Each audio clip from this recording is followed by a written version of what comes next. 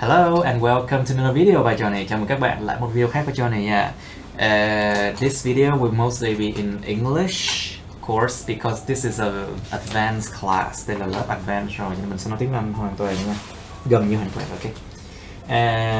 Video này mình sẽ làm cái cuốn Grammar for IELTS. Mà đương nhiên là mình cũng sẽ giải thích tiếng Việt nữa, cho nên Grammar for IELTS của cô Pauline Cullen. Ok, đây là bài số 15. This is Unit 15. Reported speech. So what is reported speech, guys? A speech being reported. No. Okay, that's fun.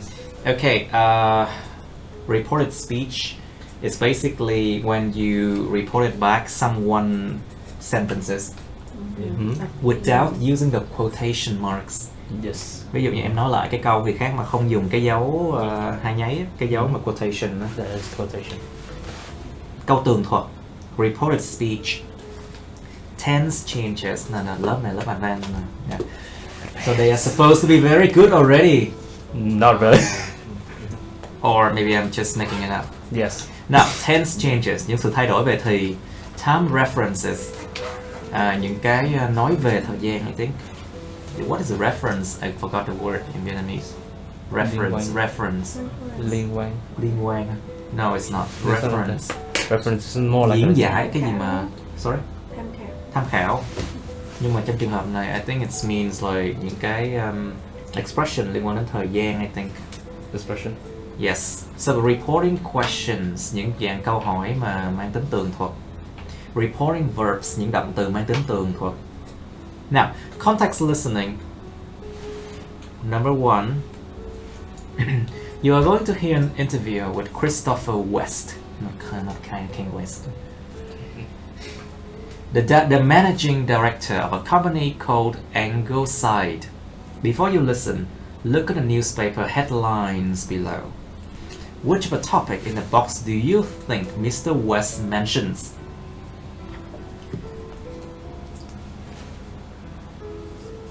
Okay, look at this one.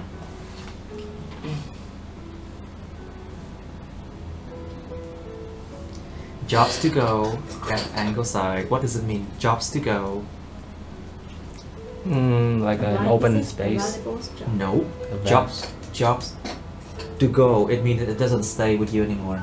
Oh, it's fire. It means like you're gonna fire a lot of people in this job. This one has to go. Yes, something like that. This one has to go. For some reason. Yeah, when you hear that, you know someone's getting fired. That's nothing too much. If you get fired, you work freelance like me, okay? Freelancers. Vì đủ việc thì làm freelancer thôi, trời ơi. Yes. Anyway, doubt over company's future. I got doubt. I got doubt. Doubt over company future. Tương lai công ty tôi đang nghi ngờ quá. Yes, it's so doubtful. Alright, so Doubtful. first, the words here. Voluntary redundancy. Okay, redundant as an adjective means obsolete. Obsolete. Means like you are no longer needed, lỗi thời, and you no longer needed in that company. Because your role has been replaced by, let's say, another person or a machine. Oh yeah. Redundant là tính từ, còn redundancy là danh từ đó. Sự lỗi thời, sự dư thừa, thừa mứa. Voluntary là mang tính gì? Tình nguyện bị lỗi thời. Maybe. Tình nguyện bị lỗi thời thừa mứa ha. Voluntary redundancy. So we have voluntary, we will have involuntary là ngược lại. Là bắt buộc. Yeah, force. Force like it force you to quit your job. It's like that. But voluntary means like chắc sắp bị đuổi việc thôi, tự nghĩ trước. Yeah. It's like that. It's like that. It's like that. Yeah. Yeah, sometimes like that. Yeah, volunteer to be fired. No, I mean sometimes situation makes you that way. Now, early retirement. But if you get early retirement, you will get very big bonus. Bonus? Really? Yeah. Bonus. Is it? Really? I don't know. It depends. It depends. That can be effective to Yeah. the company. Can you actually be fired on the day before your retirement and then you lose everything? No. Possibility. I'm not so sure. Okay. Well, you can sue the company. Yes, you can sue the company. Yeah, if you get fired and you lose everything, even your entire retirement. And then you know the next day you're gonna get a retirement, and then the companies call you during that night and say you are fired because of your misconduct.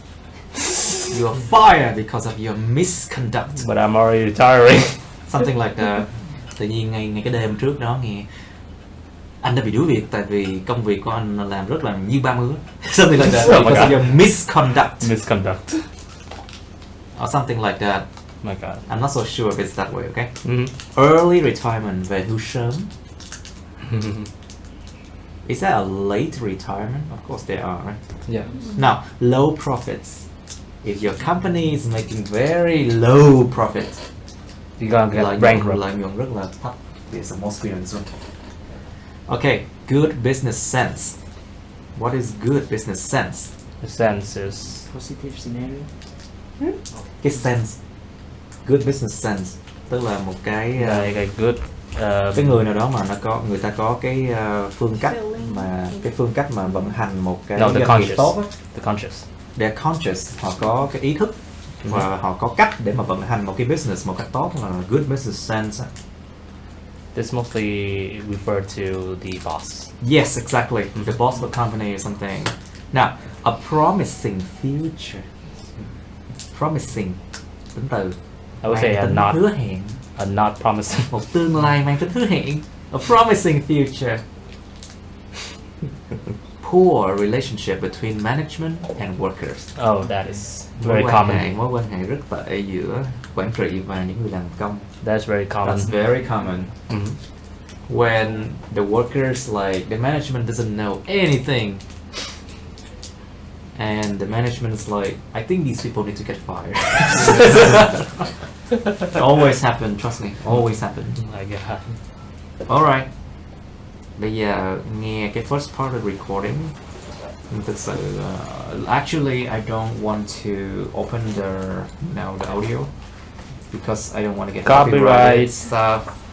Vì dính bản quyền một phát là mất Facebook đấy. Copyright. Mất luôn cái thứ.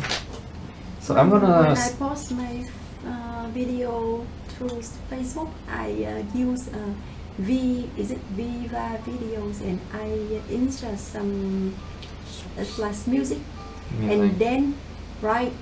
Exactly, it's like they send the email to me and saying what? and that is it copyright, and then people shows my videos on Facebook without sound. Without sound. Without a sound, it's gonna be nothing. Non-audio. Không có audio cũng như không. It's not They need the audio, so better be careful, okay? Tốt hơn hết là cẩn thận vụ đó. Now, listen to the first part of the recording and check if you were right. Thì bây giờ cái câu này là which of the topics in the box do you think Mr. West mentions? So, Mr. West, what does the future hold for Angleside?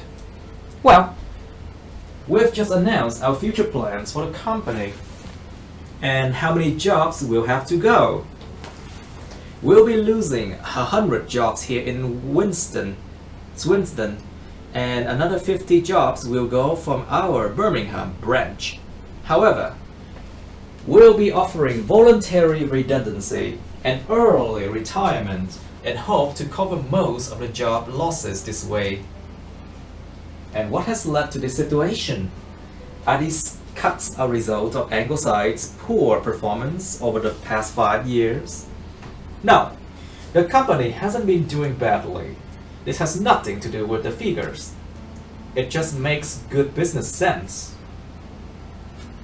So, are you saying that your figures are not the basis for this decision to cut jobs? Absolutely. We decided to change the way we operate our business 2 years ago. So, are you confident that the company will continue to operate into the future? Yes, of course. We are completely confident about this. And how are you going to deal with the discontent of your workforce over this announcement? We will do our best to make things as easy as possible for our employees.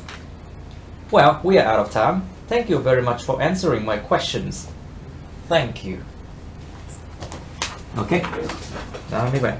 So you guys, what did Mr. West mention about? Jobs to go. Exactly. Nói ông mention cái jobs mà to go at angle side.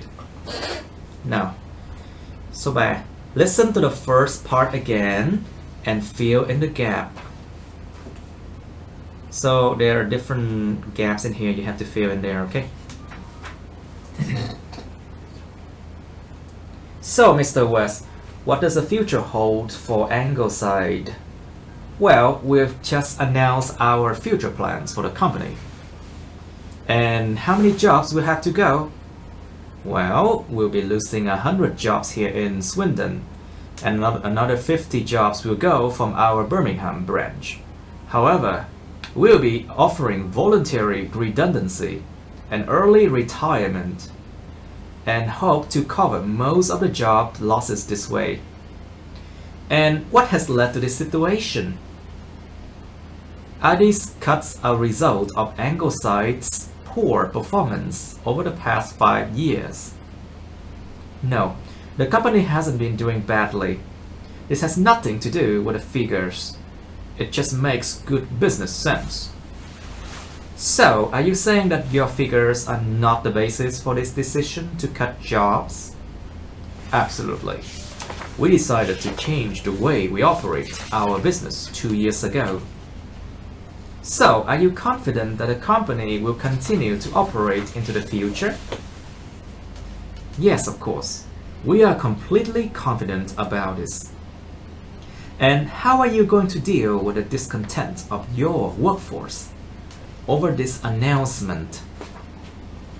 We will do our very best to make things as easy as possible for our employees. Well, we are out of time. Thank you very much for answering my questions. Thank you. Easy, right? Is it easy? Mm-hmm. Okay. So number 1 is we We'll be offering. We will be offering, yes. Number 2 is Hope. sorry. Hope. Hope. We hope to cover most of the job this way. Number 3. Are the cuts? Sorry. Are these cuts? ADs. Are these cuts? Yes, are these cuts? Những cái sự cắt giảm này. Are these cuts? And number 4 is Hasn't been doing. the company hasn't been doing badly. Hasn't been, right? Mm-hmm. Hasn't been doing badly. And how about number 5? This has nothing to do, right? Mm-hmm. This has nothing to do with a figure. It just make good business sense. Nghe có vẻ có lý về thương mại kinh doanh nếu mà chúng tôi đổi việc hết. Something like that. It's like a, yeah. Wow.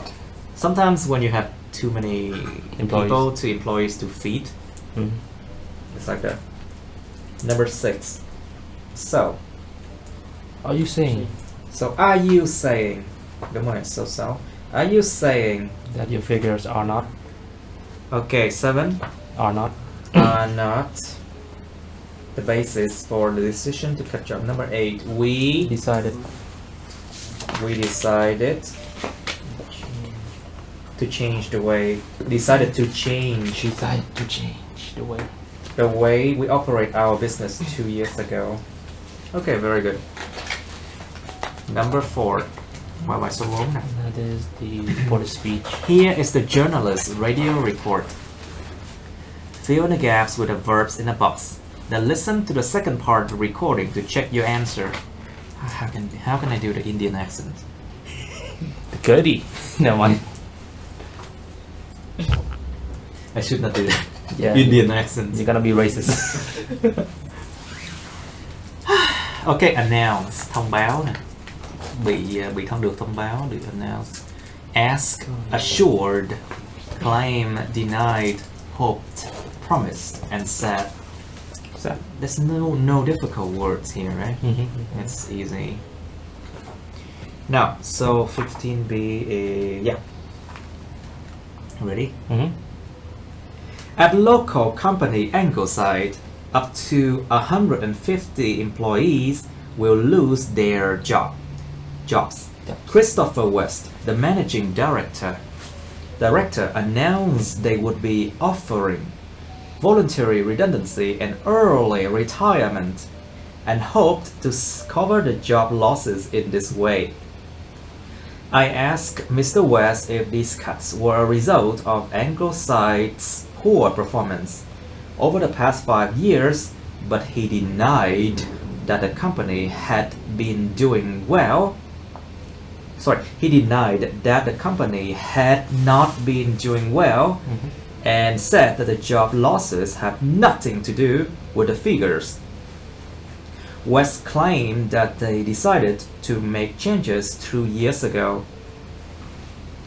He assured me that the company would continue to operate in the future, and promised to do his best for the employees. Easy, yeah? Yes. Of course this is easy. So number 5, what are the main differences between the text in exercise 3 and exercise 4? The 4 is reported. The first one is like the present. Original? Yeah, the original. And this one is like reported form. It's like Tức là for cái a số 3 newspaper. nó sẽ là nguyên bản của nó, còn số 4 nó chỉ là phần tường thuật lại thôi. Yeah. Exactly. So one is reported and one is original. It's the original. Alright, that's all. Easy. Let's go to grammar. Yes. Who's first? Để chấm phông trước đi. Yes. Okay. We can You use can use report speech. reported speech. Report speech to report in writing or speech that that what someone has said. One tense change. Tense changes. changes. When we report what someone has said, we sometimes change the tense. Change the tense. the tense of the main verb. We move tenses Tenses. Back one tense. Tức là sự thay đổi về thì nè. Khi chúng ta tường thuật một cái gì đó một người nào đó đã nói, chúng ta thường là sẽ thay đổi cái thì của cái động từ chính. Tức là chúng ta dời cái thì đó quay lại một thì. Tức là ví dụ như là hiện tại thì dời là quá khứ, tương lai thì đã dời là cái dạng quá khứ của nó luôn. Alright, so like for example, original tense of main verb. I live in Italy. It's present simple. Past simple is she said she lived in Italy. She said she lived in Italy. Italy. Okay. Present continuous. I'm living in Italy. And past continuous is she said that she was living in Italy. Yes. Past simple, I lived in Italy. Thì thành past perfect thôi. Past perfect. She said She had lived in Italy. Past continuous, I was living in Italy. This is a hard part. Past perfect continuous. Had been living. She said she had been living in Italy. Oh my god, this is hard. Okay, let's just stop here, okay? Yeah. Past continuous, I was living in Italy. And then Past she perfect. said she had been living. in Italy Yeah. for some years. Okay, làm thế nào biết được cái nào là cái dời thì lại của cái nào, you know? Yeah. It gets a bit confusing over here, okay? Thì nếu mà nó là tương lai, nếu mà là past simple thì là nó chuyển sẽ là past perfect. Okay. Thì nó thêm chữ had nè. Alright. Còn was living thì was thì chuyển thành là had been. Còn nếu mà present perfect thì dễ rồi thì bị thành past perfect thôi. Present too fast. Okay, and she said she had lived in Italy. Past perfect Yes. Nếu mà nó past perfect sẵn rồi á thì bây giờ Stays. chuyển thành là cũng là past perfect luôn nha. Stays Tại vì the nó không same. thể dời thêm được nữa. Yes. Because there's no way you can move back one tense again. There's no past perfect. Super perfect. The super perfect. Nó đến cái dạng đó là past perfect là hết mức rồi, không có kéo được nữa. Cho nên là she said she had lived in Italy. Okay, be going to. Okay. I'm going to live in Italy. Nên là were. Going to. She said she was going. She was Going to live in Italy. Italy. I will live in Italy. Would. Thì là would là quá khứ của live. Yes, Will. she said she would live in Italy. I might Live in Italy next year. She said that. She said she might live. Live in Thì Italy. might là dạng quá khứ của may, nhưng mà nếu nó might sẵn rồi thì là cứ giữ might thôi. Okay. Can. I can live in Italy. She said she could live. Thì could là quá khứ của can thôi. Must. Must live in Italy. She I said- must live in Italy. Tôi phải sống ở Ý thôi. She had- said she had to live. in Italy. This is a bit weird. Had to. Had to is a past form of must, no? It's like the whole modal verbs. Oh yeah, multiple Yeah. modal verbs. Yes, it represents for every modal verbs. The had to. Had to. Nói chung là nguyên một đống cái form modal verb nó biến thành quá khứ là had to hết. Yeah, all of them. Remember that? Yes. Okay. Okay. However, please, Miss Phương Anh. However, we often choose not to change the tense. This may be because what we are talking about remains remains true. true.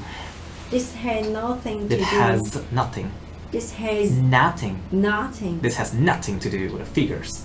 This has nothing to do with the figure. Thì chuyển thành becomes He said that the job losses have losses. nothing. The job losses. The job losses. Look, is it losses? Losses. Losses. Danh từ. Losses. Have nothing to do With the with figures. the figures. At the course it time has of something to do. recording speak, this part is still true. Tại vì tại cái thời điểm mà nó report cái sự thật hiển nhiên nó vẫn còn đúng. Nói chung là thường là chúng ta chọn là không có thay đổi thì nha. Thông thường là trong văn nói ai không đâu ai mà phức tạp quá làm chi vậy. Yeah, they don't care that much. But in writing you have to care. Yes. So Because that's the more formality of the mà speech. trong writing thì đương nhiên là phải care cái vụ mà thay đổi thì rồi. Speaking thì không cần lắm. He said the job had nothing to do mới đúng. Had nothing. Nhưng mà thông thường là tại cái thời điểm report cái điều này, cái fact này nó vẫn đúng. Cho nên là dùng have cũng vẫn đúng nha. It's still true too. But there must be a phrase before that. Nó phải có một cái câu đó trong ngữ cảnh nào đó Yeah. để explain là cái này vẫn còn đúng. Yeah. Yeah, exactly. Mhm. Cho nên nhìn trước nhìn sau thấy thì mới biết được.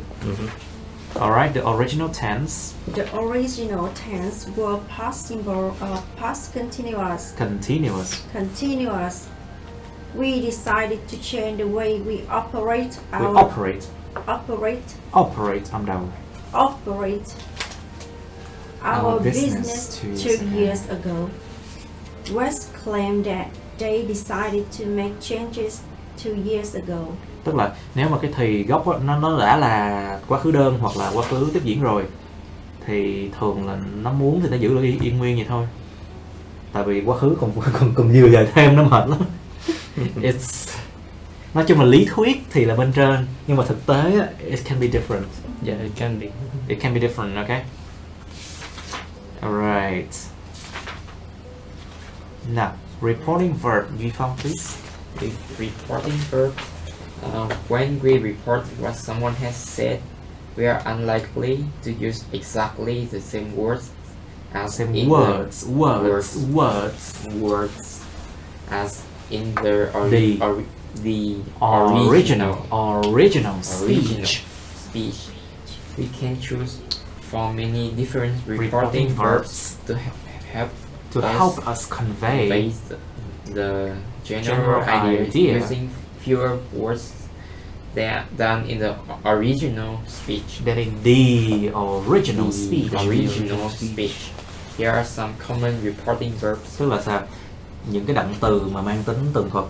Khi chúng ta tường thuật những cái mà người nào đó đã nói thì chúng ta thường là không unlikely, thường là không có sử dụng chính xác cái từ đó luôn.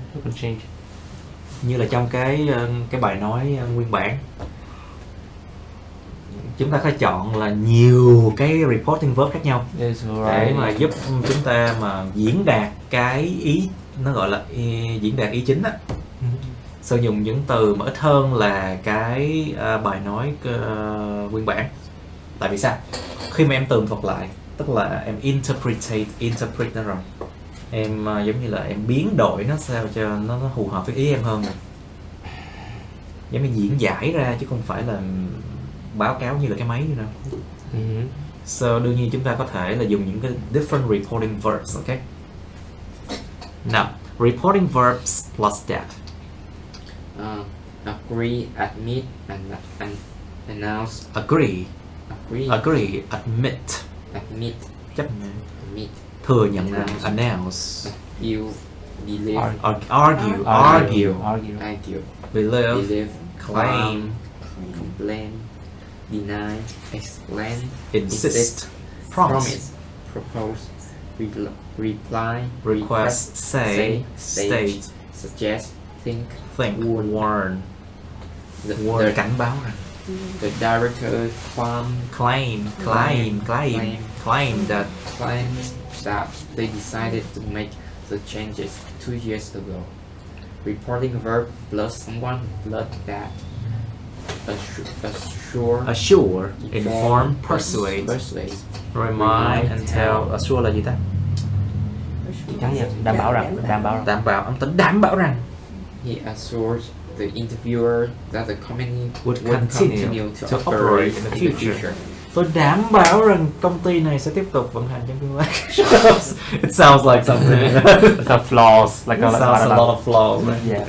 Assure đảm bảo rằng, inform là thông báo, persuade thuyết phục, remind là nhắc lại rằng, tell là nói với người đó.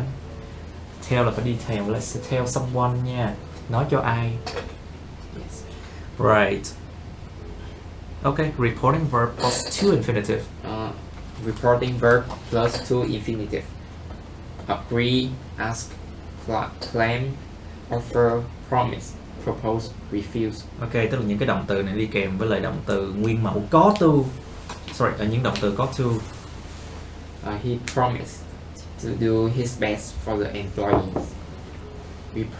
Reporting verb plus someone plus 2 infinitive.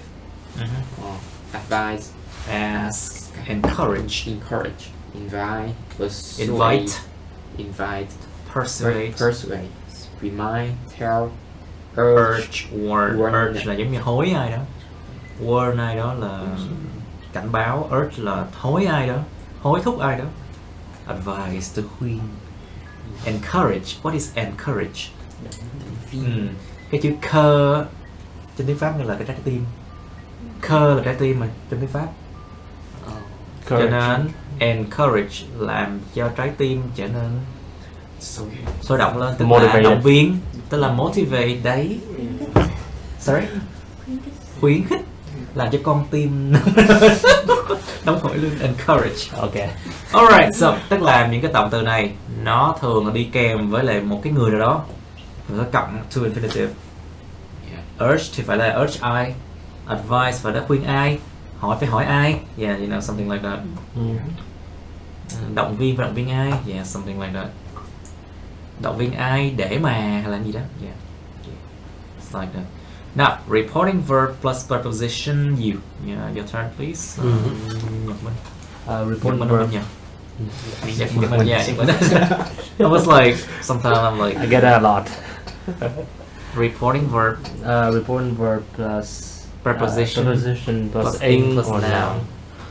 Argue about, complain about. He complained about the terrible food. The food is terrible. May I ask for your manager? The food is terrible. Something like that. with someone, sometimes you complain about the food in a restaurant. Just remember that these verbs will have to have prepositions, okay? Yeah. Okay. Apologize for. The company apologized for causing redundancies. Công ty xin lỗi vì đã gây ra sự thất nghiệp. It's like what? But We are deeply concerned and apologize for causing 1,000 redundancies. to make it seem so normal. Chúng tôi rất lấy làm tiếc với tất cả trái tim. Chúng tôi rất lấy làm tiếc đã gây ra sự thất nghiệp 100.000 người này chẳng hạn, something like that. Damn. Insist on. Khăng làm gì đó. The manager insisted on seeing the staff.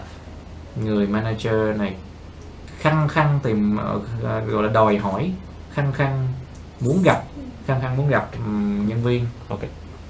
Insist on là khăng muốn làm gì đó. Complain to. He complained to the manager. May I speak to your town manager? He complained to the manager. Ok, thực sự mấy này là cứ làm nhiều riết quen thôi chứ đâu. Yeah. Now reporting verb. Reporting verb plus someone plus preposition plus ing or noun. Accuse of. Accused of. Đổ tội. Wait. Bắt lỗi. Yeah. They accused the company of planning badly. Họ đổ lỗi công ty đó là lên kế hoạch quá tệ. Advise about, remind about. They reminded her about the meeting.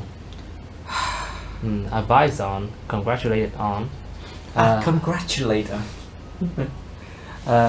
He advised me on the deal. Wow. Blame for, thank for. Blame for. Blame for is blame for the same as accuse for? No. Blame for giống accuse for không? No, it's more like blame for, like they. Is it It's more like reported. like complaint? Yeah, accuse is like me accusing you, but blame for is mean you are being blamed for.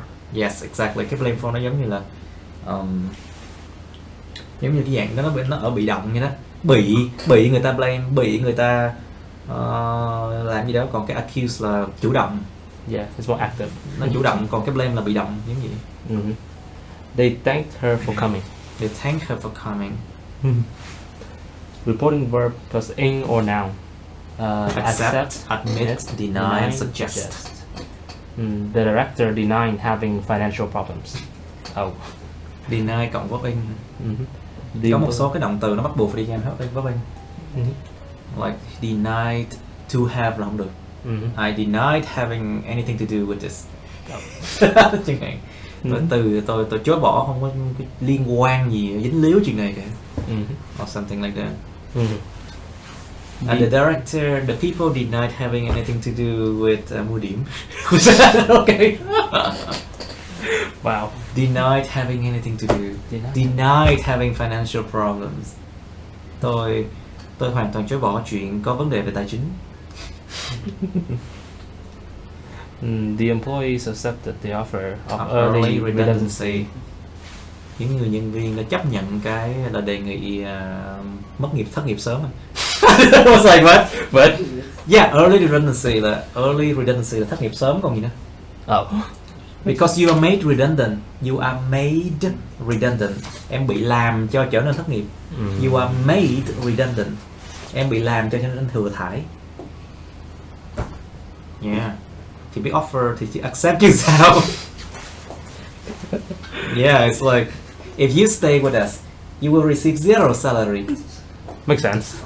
Ở với chúng tôi thì chúng tôi không có đồng nào hết chẳng hạn, thì biết accept thôi chứ sao. Alright, reporting verb plus someone plus noun. Reporting verb plus someone plus noun. Offer, promise, refuse.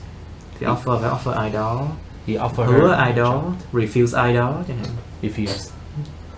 He offered her a job. Okay. Some of the They promised her a competitive salary. Competitive. Họ hứa hẹn cho cô ta một cái mức lương rất là competitive, một mức lương rất là cạnh tranh. But they said nothing about the number. Like for example, working for a supermarket and say competitive salary. Không nói số bao nhiêu hết. And you start to work there, they say 15k per hour. Oh, Wait, 15 is like normal, right? it's Too normal. cheap. It's too cheap already. That is minimum wage. Yeah, like wage that you actually starve to death. Lương chết đói. My God. Okay, some of the same verb can be used in different ways. Ví dụ như là admit, claim, offer and persuade. Persuade. Thừa nhận, claim là gì ta? Cho rằng. Tuyên bố hả? Claim một cái gì đó, ví dụ claim một phần thưởng chẳng hạn là gì?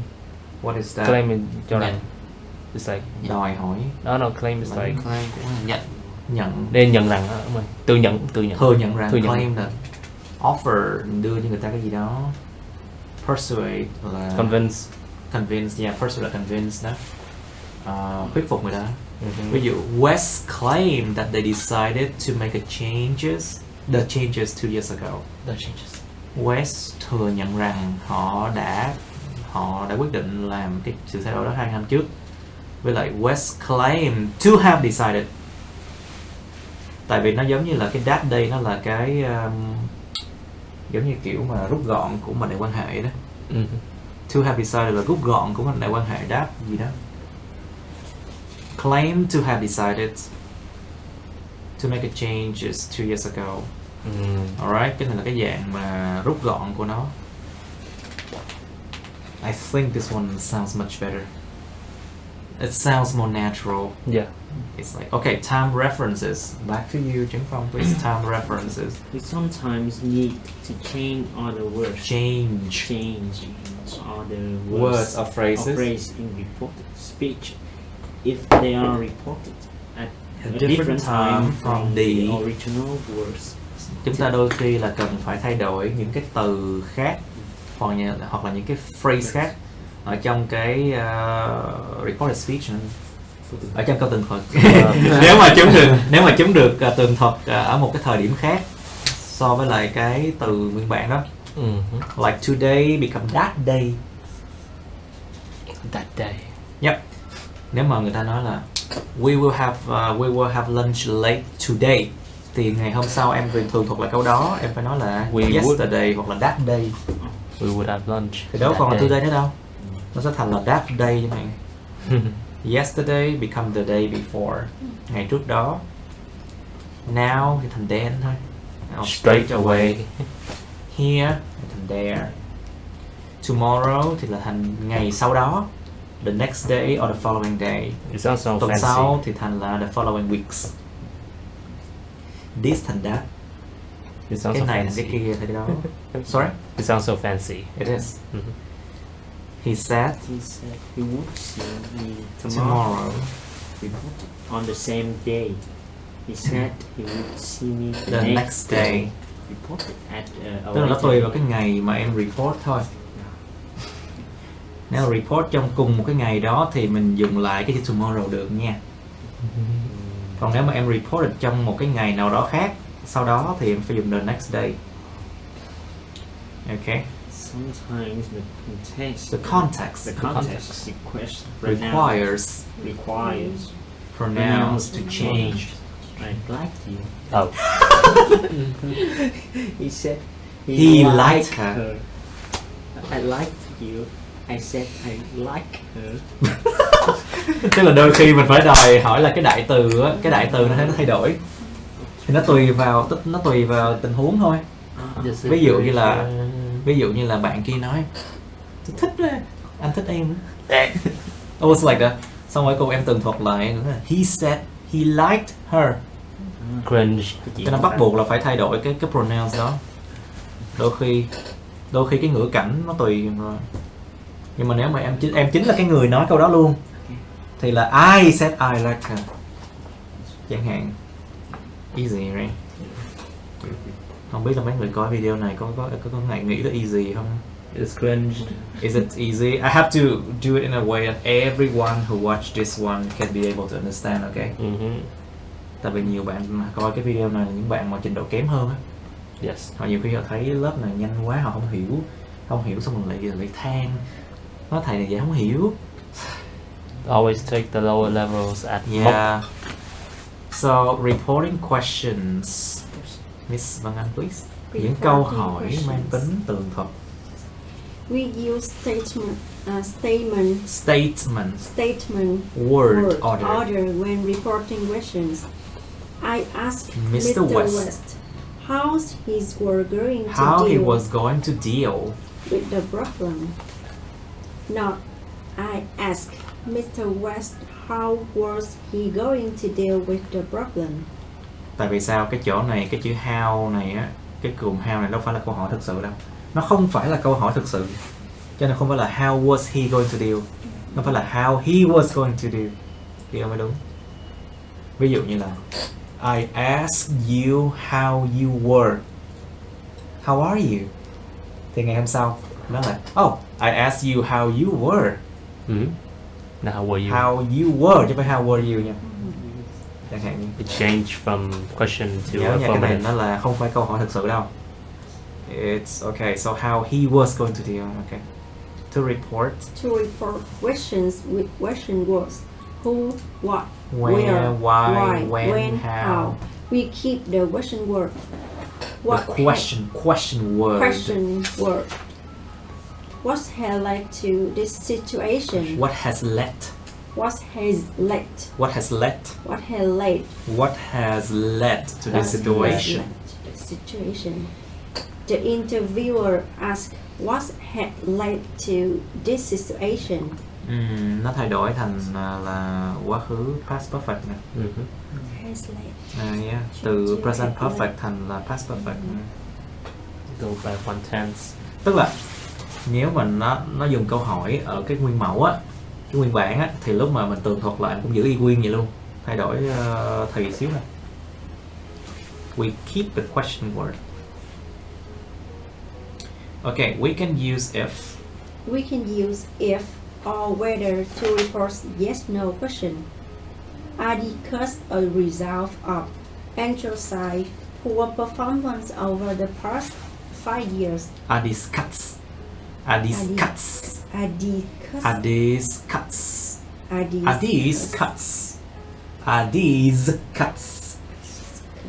result of emphasize poor performance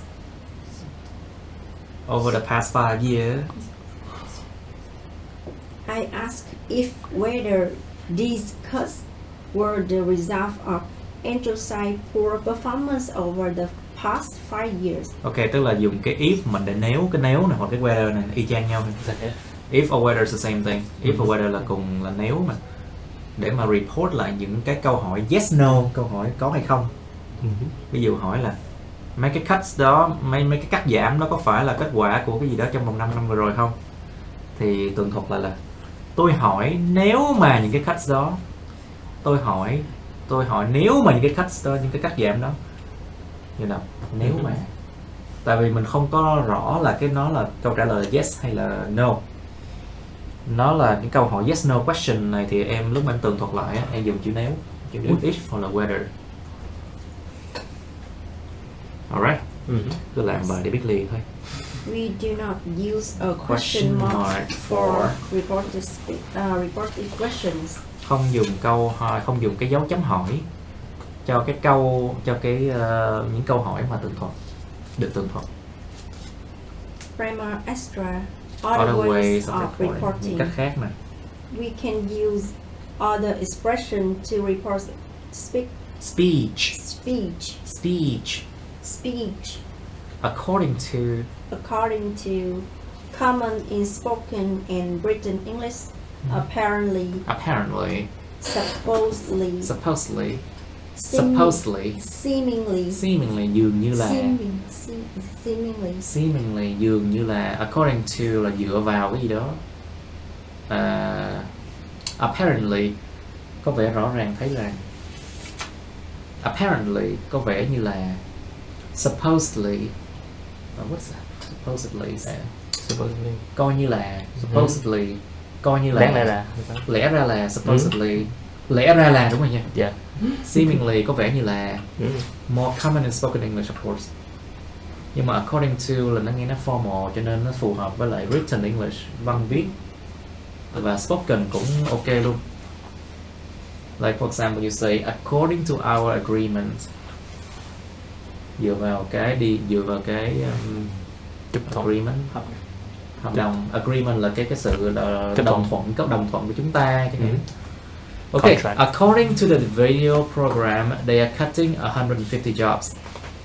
Theo cái chương trình radio đó thì họ đang cắt giảm 150 công việc làm. That's a lot. That's a lot of family going bankrupt. Rồi thực sự em đang mua nhà mà em bị mất việc là coi như em mất cái nhà đó luôn á. Or that could be like one family. Yep. Like for example, because most people in the West, they have to borrow money from the bank, right? Yes. And if you lose the job during that time that you are not totally paid for it, ra ngoài đường ở thì You go bankrupt and because everything. you cannot find a job quickly afterward, right? So that's how it worked in the West. Tại sao có quá nhiều người bị bankruptcy xong rồi ra ngoài đường ở là vậy? Alright. Now, grammar exercise. Okay. Here's a conversation between Tanya and her teacher. Sounds very Russian. Tanya là cánh đồng trong tiếng Nga. Tanya. It's a beautiful girl name, I think. Natasha. Tanya. Sorry? I have this full name for Russian. in Russia. Russian. Yeah. The Russian boy's name, Ivan. Ivan. Ivan. Oh my god. That's how you got stereotype. Oh my god. Ivan. What's the other one? Okay. Here's a conversation with Tanya and her teacher. And then a week later, Tanya tells her friend about the conversation. Hãy điền một cái gap đi các bạn. Okay, fill in the gaps.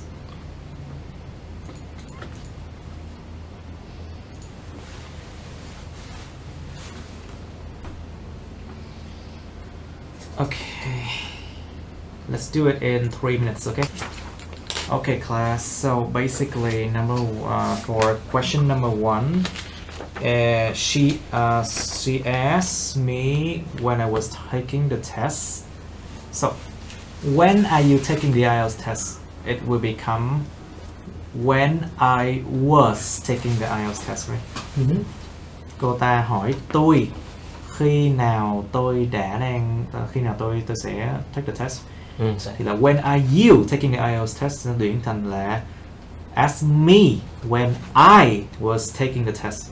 Thì I phải là I was taking. I said. Số 2 là I said that, có thể là có that hoặc có không có that cũng được.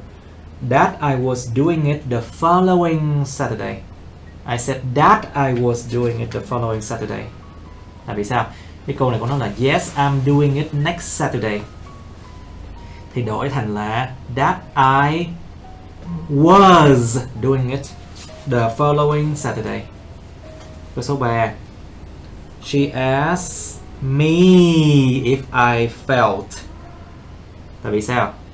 Cô giáo kêu là do you feel prepared for it? Do you feel thì chuyển thành là ask me if I felt. Tại vì cái này là câu hỏi yes no mà, nên phải dùng if. She asked me if I felt prepared for it. I replied.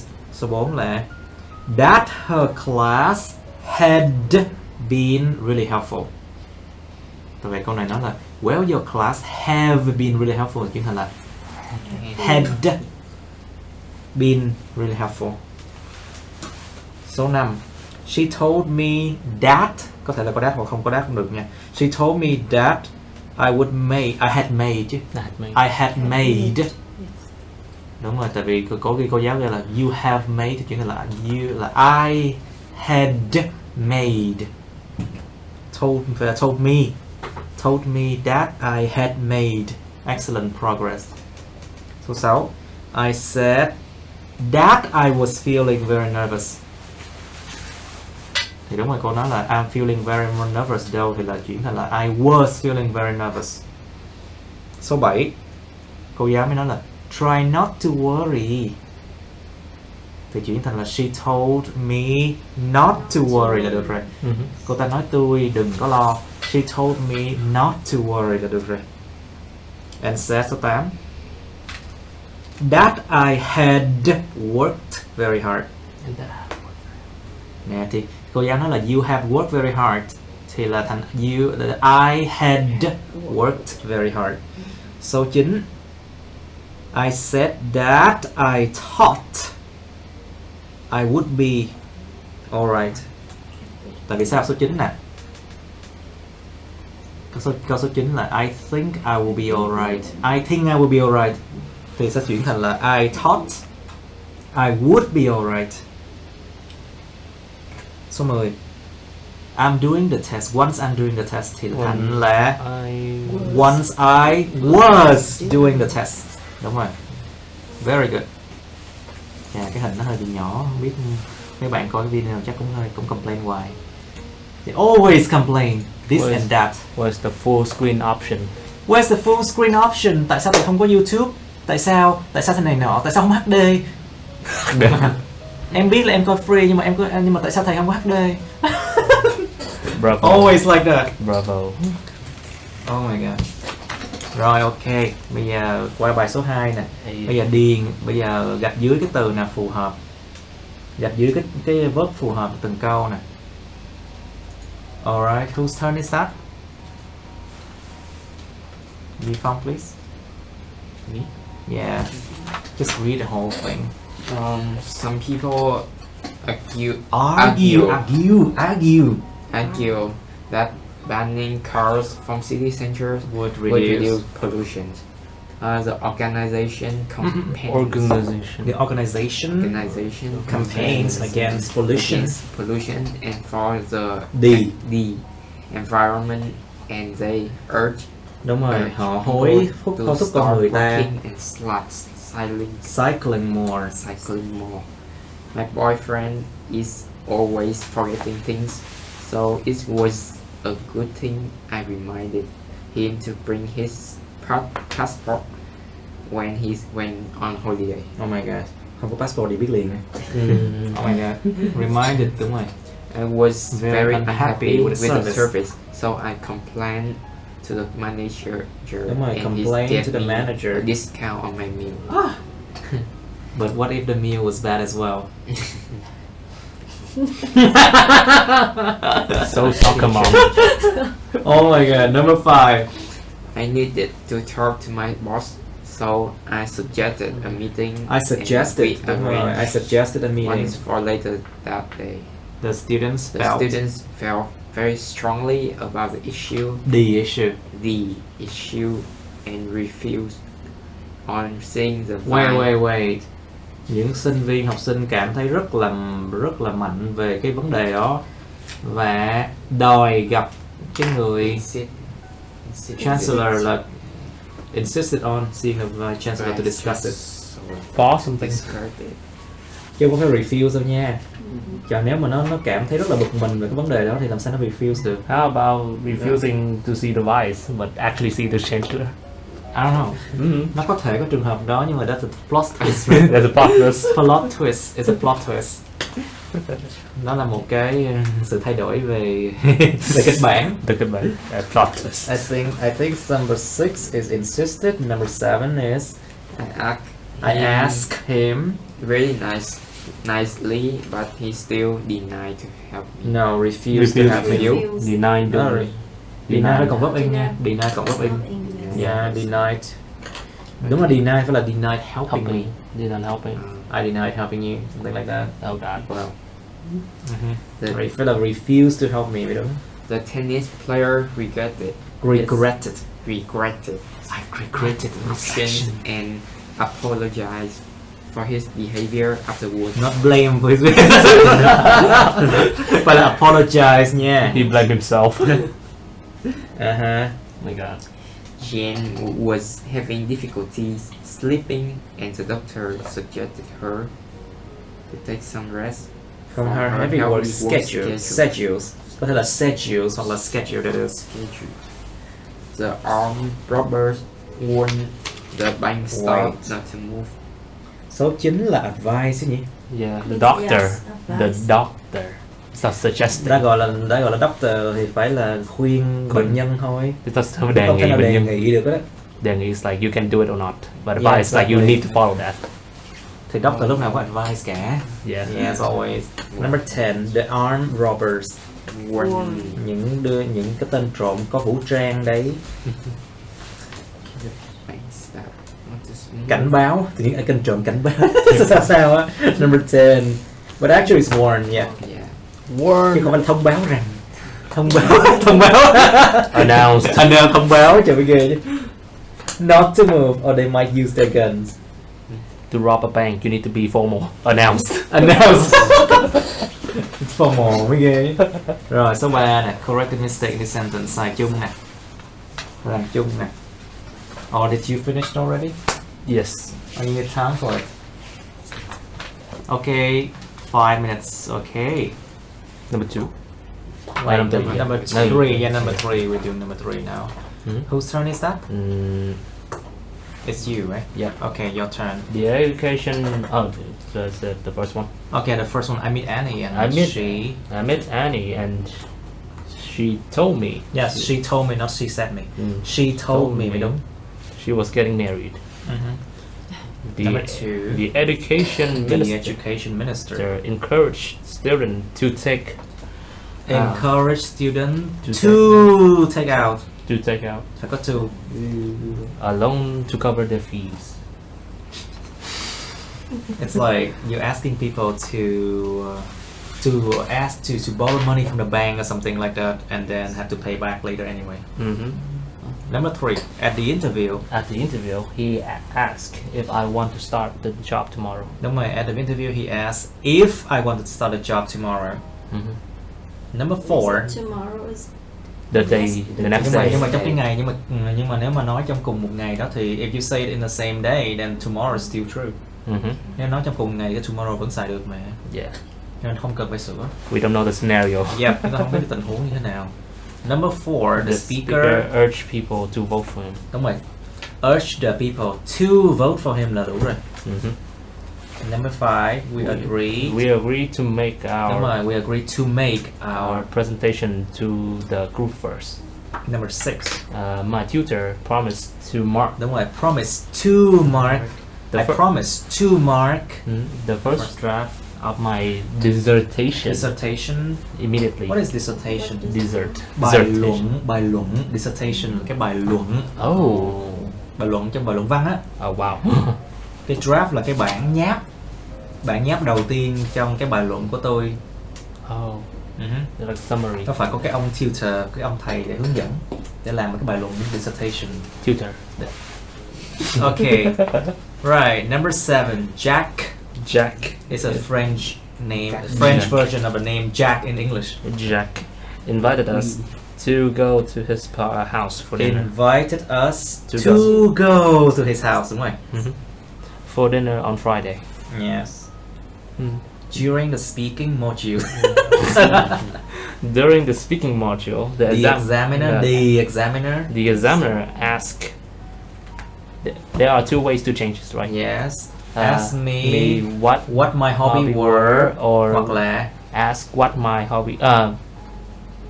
Yeah, ask what word? me about my hobbies. Yeah, ask me about my hobbies. Có thể là ask me about my hobby hoặc là ask me what my hobbies were. Số 9.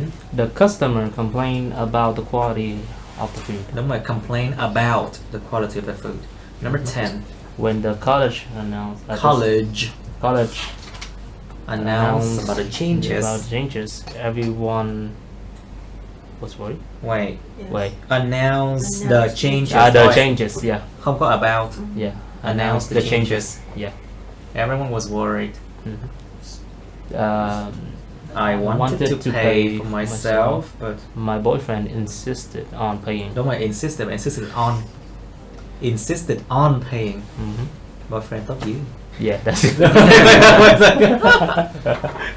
Okay, number 12. The university sent me an email asking me when I would arrive.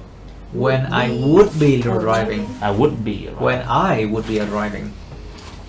When I would be driving mới đúng. When I would be arriving. Okay, now số 4. And there will be two.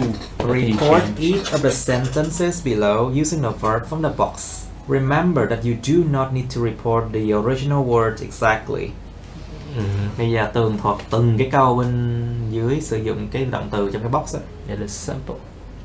Hãy nhớ rằng bạn không cần phải report những cái từ nguyên bản một cách y chang vậy đâu. So, đây là cái chỗ mà các bạn có thể dùng trí tưởng tượng của mình chút xíu. Imagination. Nhưng mà nó phải đúng ngữ pháp nha, of course. So, 10 câu, ok. Alright, so good luck with that.